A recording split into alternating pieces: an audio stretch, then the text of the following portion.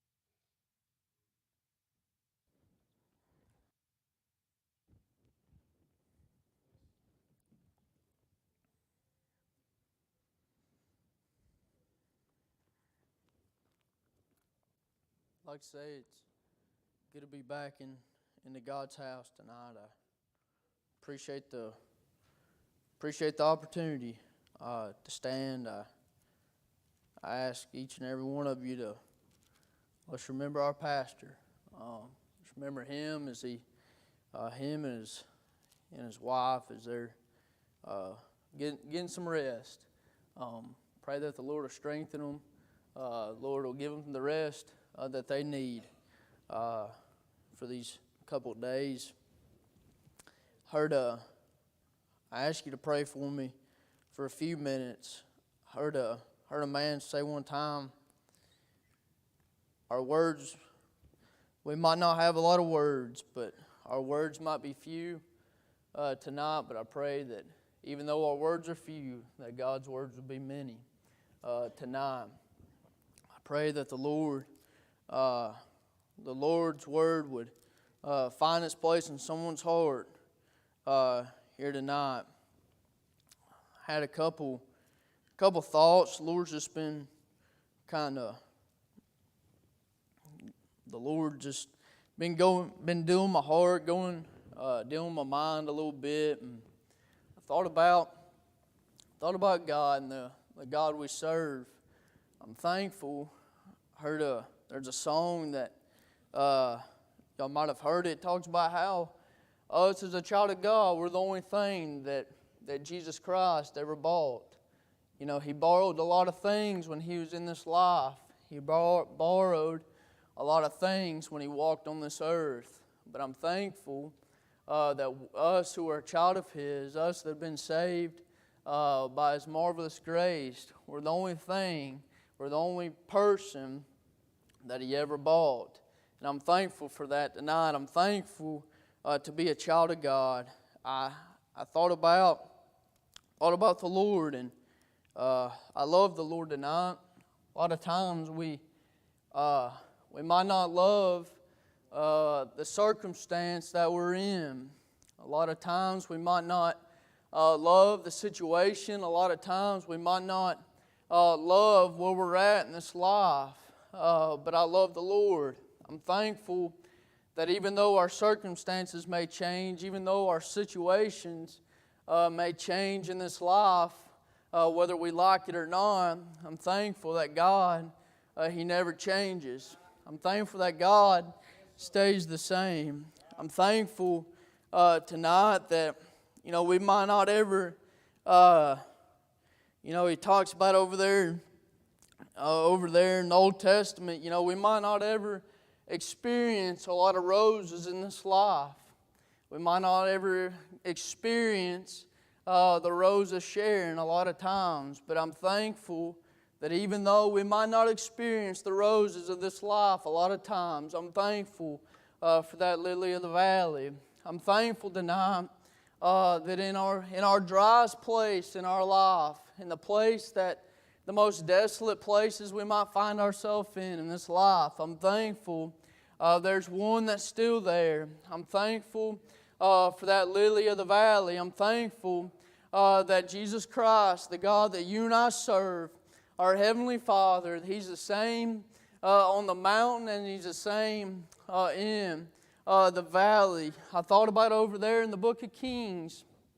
I heard it preached one time, and I thought about over there in 1 Kings. It talks about the children of Israel. They were going to battle against the Syrians, I believe, and the enemies there, they went to battle, and the enemies, they started talking amongst each other, and they said that the children of Israel, that their God is the God of the hilltops. And they said the reason we can't win is because we're fighting them on the mountain. The reason we can't win is because we're fighting them on the hilltops. And their God is on the hilltops. But if we can get the children of Israel down in the plain there, down in the valley, they said, I believe we can beat them there.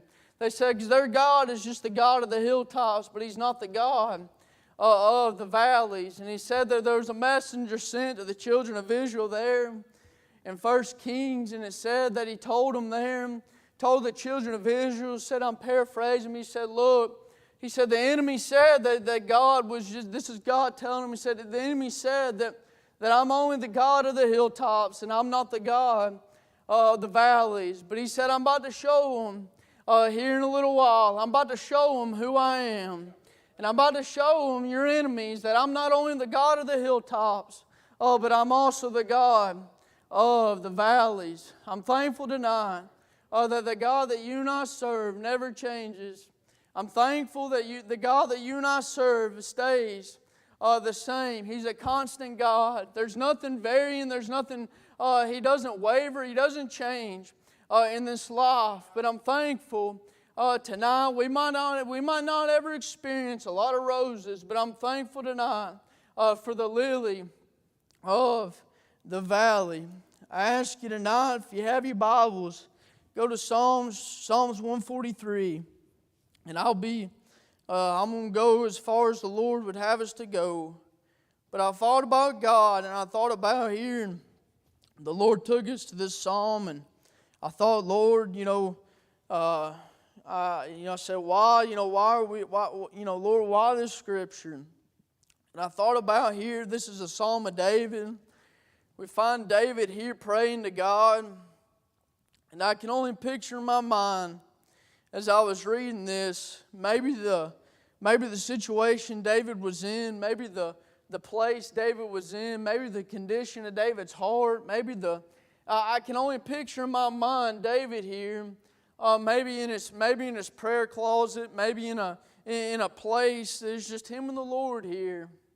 And I can picture in my mind David here. A lot of times, people, when we think of somebody praying, we think somebody, maybe bowed on their knees or hands folded, maybe just a nice, calm prayer. But I believe here, David here, in this prayer, and then this prayer that he prayed to God, I believe David was in a desperate state. I believe this prayer, I can only picture in my mind David, when he prayed this prayer, I can only picture and hear in my mind that, maybe David, in the condition of his heart, he wasn't just calmly praying to God.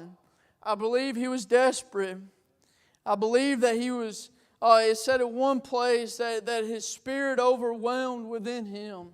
I believe he found himself in a place needing something from God. And it said here in verse number 1, it says, "Hear my prayer, O Lord. Give ear to my supplications. In thy faithfulness answer me, and in thy righteousness. And enter not into judgment with thy servant, for in thy sight shall no man living be justified. For the enemy hath persecuted my soul. He hath smitten my life down to the ground. He hath made me to dwell in darkness as those that have been long dead. Therefore is my spirit overwhelmed within me. My heart within me is desolate." It says, "I remember the days of old. I meditate on all thy works. I muse on the work of thy hands," or I ponder on the works of thy hands. It says, "I stretch forth my hands unto thee. My soul thirsteth after thee as a thirsty lamb." He says, "Hear me speedily, O Lord, my spirit faileth. Hide not thy face from me, lest I be like unto them that go down into the pit. Cause me to hear thy loving kindness in the morning, for in thee do I trust. Cause me to know the way wherein I should walk, for I lift up my soul unto thee. Deliver me, O Lord, from mine enemies. I flee unto thee to hide me. Teach me to do thy will, for thou art my God. Thy spirit is good. Lead me into the land of uprightness. Quicken me, O Lord, for thy name's sake, for thy righteousness' sake. Bring my soul out of trouble. And of thy mercy cut off mine enemies, and destroy all them that afflict my soul. For I am thy servant." We see here David, he found himself in a place, I believe that he was in a desperate state. I believe he found himself in a place that he needed to get in touch with God. I believe David found himself in a place needing something from God, and I believe he needed it right then, and he needed it right there. A lot of times, we hear people say, well, just pray that the Lord's will be done, and it'll be done in His time. And pray and God will answer that prayer in His time. And I believe that's true, and I believe that's right. But I believe that it's all right sometimes to ask God to hear us right then and right there. I believe it's all right. A lot of times we might find ourselves in a place in our life that we don't need God to answer our prayer later down the road. We don't need God to think about our prayer and answer it maybe a couple days, a couple years later. But I believe sometimes in our life we find ourselves in a place needing God to answer our prayer right then and right there. He said, "Hear my prayer, O Lord. Give ear to my supplications. In thy faithfulness answer me, and in thy righteousness and in thy righteousness." I believe that David here, he had seen God do stuff many, many times before. I believe if you could say it maybe this way, when David prayed, if you could put it maybe in a condensed version right here, David, he was saying, "Lord," he said, "I've seen you answer prayers on the mountaintops." He said, "Lord, I've seen you answer and do things. Maybe in the best times of my life. Lord, I've seen you be faithful in the best times of my life. Lord, I've seen you be faithful on the mountaintops. But Lord, I don't need you on the mountaintop right now." He said, "Lord, my heart within me is desolate." He said, "Lord, I've seen you do those things on the mountaintop. I've seen you be faithful in the mountaintop. But Lord, I need you to be faithful during this time desolate, during this time when my spirit is overwhelmed within me. Lord, I'm in a valley. Lord, I'm in a dry and desert place. And Lord, I don't need you right now on a mountaintop. But Lord, I need you to answer a prayer for me right here and right now where I'm at." I believe David knew that the Lord was faithful. I believe that David knew what the Lord could do. I believe that David had seen Him do many, many things before in his life. He said, "I remember the days of old." I believe David could go back during times in his life and see where God had came through. Seen where God was faithful to him in his life. He said, "But Lord, I need you to hear me right now. Lord, I need you to hear my prayer right here and right now. Lord, I don't know where else to go. But Lord, all I know to do is go to you during this time in my life." He said, "Lord, I have nowhere else to go. Lord, I'm in a desolate place." He said, "My heart within me is desolate." He said, "Lord, I don't know if you could have it tonight." He said, "Lord, I have no other place to go. Lord, I don't know what to do, but all I know to do is come to you. And Lord, I need you to hear me right here. And Lord, I need you to hear me right now." Yes, I know the Lord will answer our prayer in His time. And yes, I know the Lord plans and His ways are perfect. But I think it's all right sometimes in our life to say, "Lord, hear my prayer right here and right now." Lord, maybe you don't know what to pray.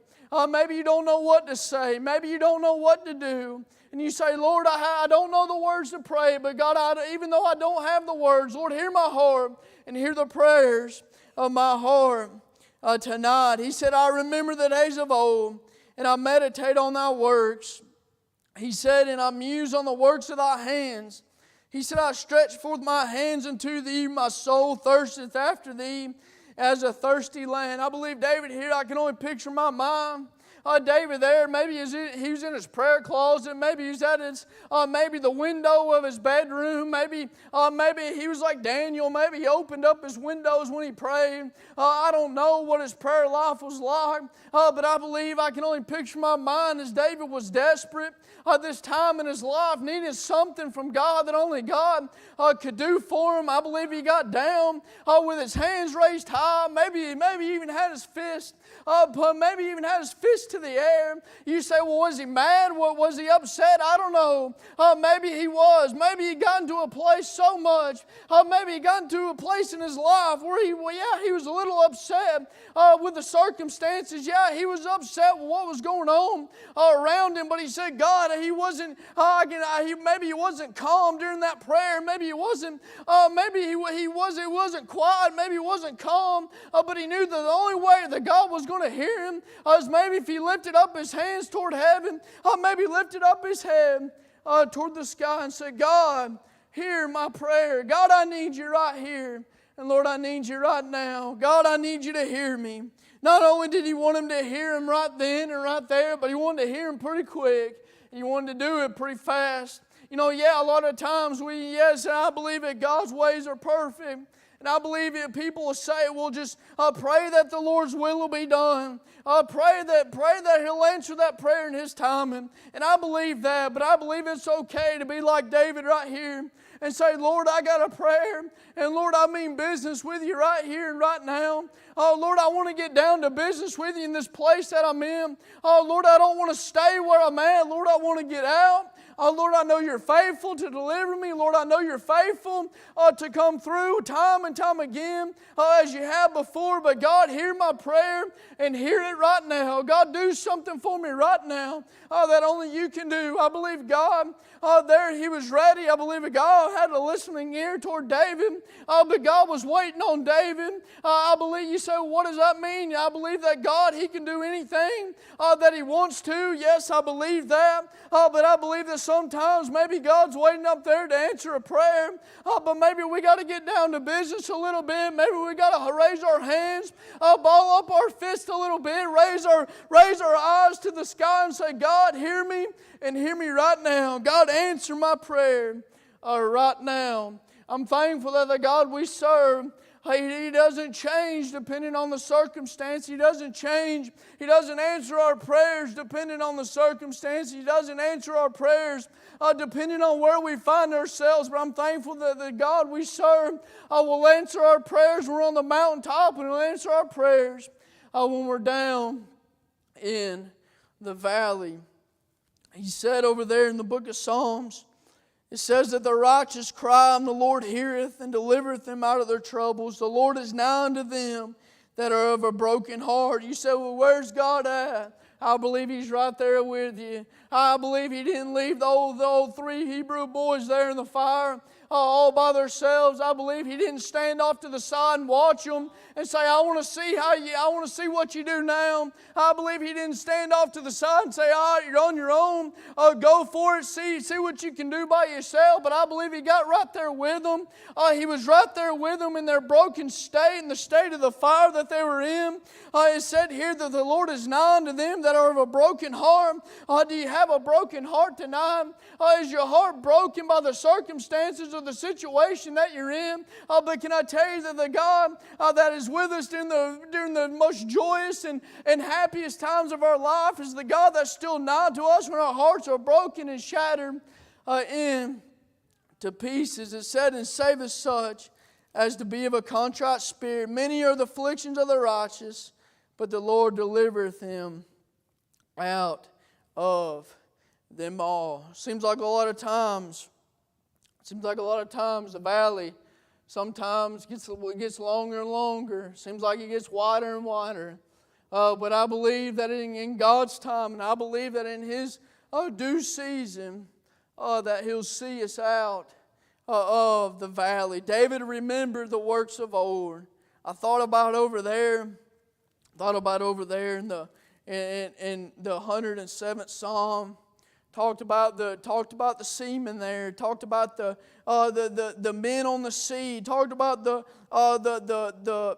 fishermen maybe there, or maybe the people that were in maybe the fishing business, or maybe were out on a boat.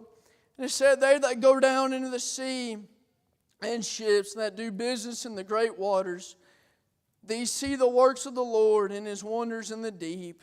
Can I say sometimes it takes us maybe getting down in the sea of life.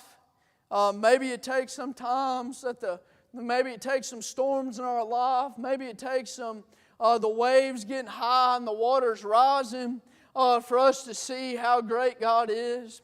It seems like a lot of times when we're up on the mountaintop, we take for granted and we put blinders on. But can I say, you say, well, I want to see how great God is. Well, I believe that sometimes it might take us getting down into the sea of this life. It might take us getting out where the waves are high, where the waves are coming up over the side of the boat. It says that those that are in those places, those that are in those that are in the sea, it says, see the works of the Lord and His wonders in the deep. For He commandeth and raiseth the stormy wind, which lifteth up the waves thereof. It said they mount up to the heavens and they go down again in the depths, and their soul is melted because of trouble. You say, well, what mounts up to the heavens? I believe the waves got so high. It seemed like the waves were so high, they were high as the heavens, and they would come crashing down as deep as the depth of the ocean. It says that their soul, the fishermen there, the people on the boat, their soul was melted because of trouble. They reeled to and fro, staggered like drunken men, and are at their wits' end.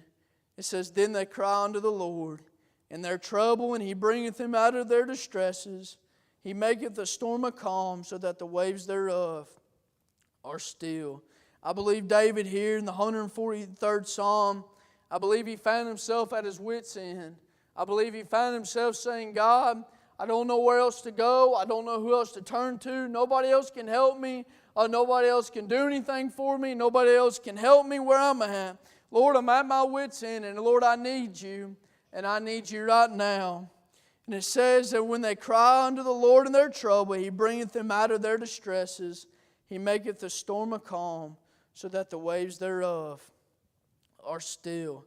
I thought about the ships there, and I've thought about this before. How it said that the men out there in the sea, it said that they reeled to and fro and staggered like drunken men, and are at their wits' end. But I thought about when that storm was calm. I thought about when the waves were still, and maybe the sun came over the horizon, and they pulled into the shore. Maybe they pulled into the port there. And I can picture myself, maybe the other fishermen there, maybe the people on the shore, maybe the crowd there. They saw that old ship coming along. They saw that old ship coming to port. They saw that ship coming over the horizon. They said, man, that ship is pretty beat and battered. Man, that ship, it looks like it's been tossed to and fro. There's nothing left of that ship. There's nothing left. The sails are torn. It doesn't even know which way is right or left. Maybe there's boards missing. Maybe all the goods that were on the ship were tossed overboard. And the people there thought, what in the world have they been in? What in the world have they gone through? Oh, but I can only imagine the fishermen there stepping off, and they're staggering around, said like drunken men. They've been beat, they've been battered by the waves of this life. They've been tossed to and fro. They don't know where else to turn. They don't know what else to do. And they say, well, what happened to you? And I can say, I can picture my mom.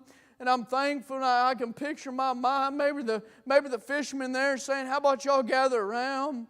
Maybe for just a few minutes. And let me tell you, maybe what the Lord's brought me through back there. I can picture my mind then gathering around. Say, if you have a few minutes, let me just tell you how the Lord was good to me back there. Yes, I'm beaten, I'm battered. There's nothing left of my ship in this life. But aren't you thankful, Brother Mitch, for the dear saints of God that went on before us?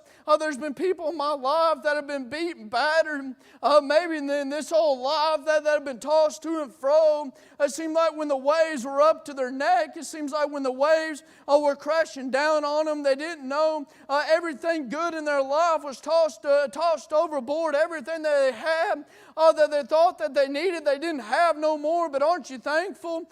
You can look at the testimony of their life, and they can say, well, look, I've seen God bring me through. David here, he remembered the days of old. I can picture them, the fishermen there saying, look, sit down for just a few minutes and let me tell you what God has brought me through. Let me tell you what God has done for me in this time of my life. Yeah, don't look at the ship. Don't look at me. But look at God and what He has done. Look at God and what He can do. And look at God, because it's all about Him. Without Him, I believe the fishermen there, I believe without Him, I believe it said that He bringeth them out of their distresses. I believe they wouldn't have came out of it.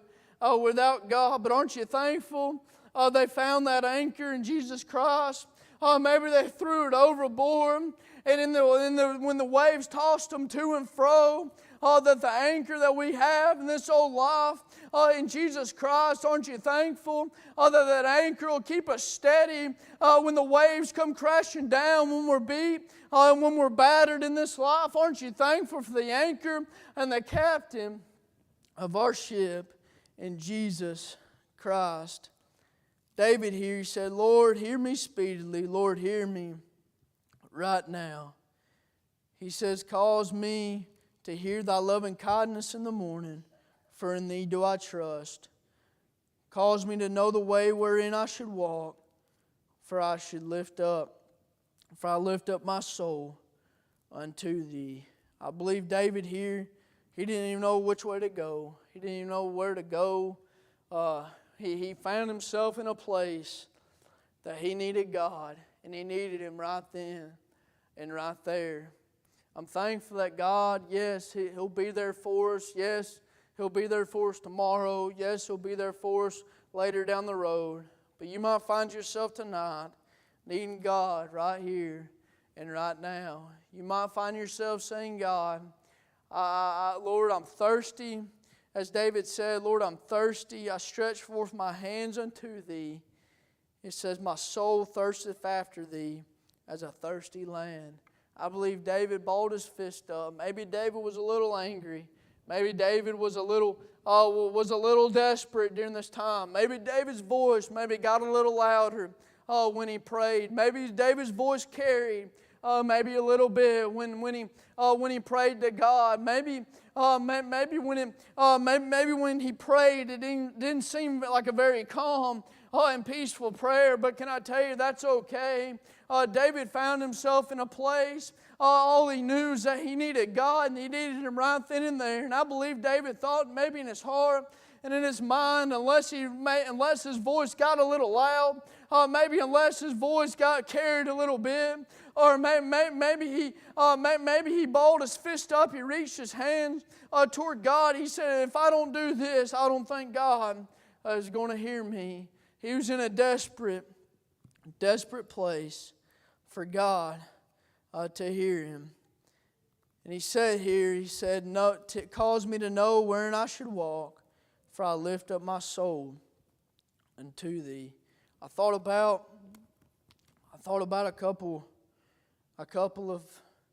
about a year ago, we had an opportunity to go to Kentucky for a few days and help with some of the flood relief and all that. And there's a lady up there, her house flooded, and she lived in a valley next to a river. She lived in a valley next to a big river. Her house wasn't probably about as from here to the parking lot from the river. And she told us that when it started to rain and it started to storm, she said she sat in her house and the flood waters, they started to rise. And she called her son. She told her son, she said, look, the flood waters are rising. She said, look, I'm going, there's a big mountain up behind her house, steep, big old mountain. She lived right at the base of it. She said, I'm going up the mountain to get to higher ground. The flood waters are rising. Her son told her not to. He told her to stay put, stay where she's at. Don't go up the mountain because there's snakes up there. It's dark, storming and raining. And he knew there was a bunch of snakes, and he didn't want nothing to happen to her. Even though that where she was at, the flood waters were going to come and the waters were going to rise, he knew that was probably the safest place for her rather than going up on the mountain. And she said when she was there in her house and it kept storming and storming and storming, she said she prayed that God will calm the storm and stop the waters. And she said not soon long after that, she said when she prayed, there's a peace of God that came, filled her house, and the presence of God was right there with her where she was at. You know, I'm thankful that the God we serve, He's the same on the mountain, He's the same in the valley. And I'm thankful tonight that sometimes we might not like the situation, sometimes we might not love the circumstance. But I believe with all my heart, if the valley is where God is, I believe that's where I'd want to be. I believe I'd rather be in a valley in this life and the flood waters rising. I believe with all my heart, I'd rather be where the flood waters are rising and in a valley and have Jesus Christ, have the Holy Spirit right there with me, nigh to me, right there beside me. I believe I'd rather have that and rather be there than be on the mountaintop and God not be there. I'd rather be in a valley in this life, and I'd rather Him be there and be in a valley than I would be on a mountaintop in the presence of God not be there. I believe that with all my heart. Sometimes I believe it takes the valleys of this life maybe for us to experience the presence of God. Maybe it takes us going through things in this life, I don't know, to experience the presence of God and to know that God is nigh and God is right there beside us. I feel if we're not careful sometimes in this life, we'll find ourselves on the mountaintop, but we won't find ourselves in the presence of God. I believe if we're not careful, we'll get complacent where we're at. Yeah, I don't want to stay in the valley. No, I don't want to stay in the valleys of this life. I don't think any one of us does. I don't think any one of us does. But I'm thankful that we serve a God. We have a Heavenly Father that's nigh to us, that's right there with us, says He'll never leave us, and He'll never forsake us. I don't know your heart tonight. I don't know where you're at. I don't know what you're going through. I don't know what you're facing. I don't know your heart. I don't know the condition of your heart. I don't know. You might be in a place that is somewhere that's only between you and the Lord, and none of us has to know anything about it. But I ask you tonight, where are you at? Are you in a place that you've been praying, but maybe you find yourself saying, God, I need you right here. Lord, I need you to hear me right here and right now. Lord, I need you to do something for me right here and right now. Lord, calm the waters, calm the waves. Lord, still them like only you can, and do something for me, God, that only you can do. But I don't know your heart tonight. I love the Lord. I love Him. I'm thankful for salvation tonight. Thankful to be a child of His. This life, it might not always be easy. This life might not always be a bed of roses. But I'm thankful tonight for the lily of the valley. But if they would, come with a song. For y'all would stand. Follow the Lord. Follow Him tonight.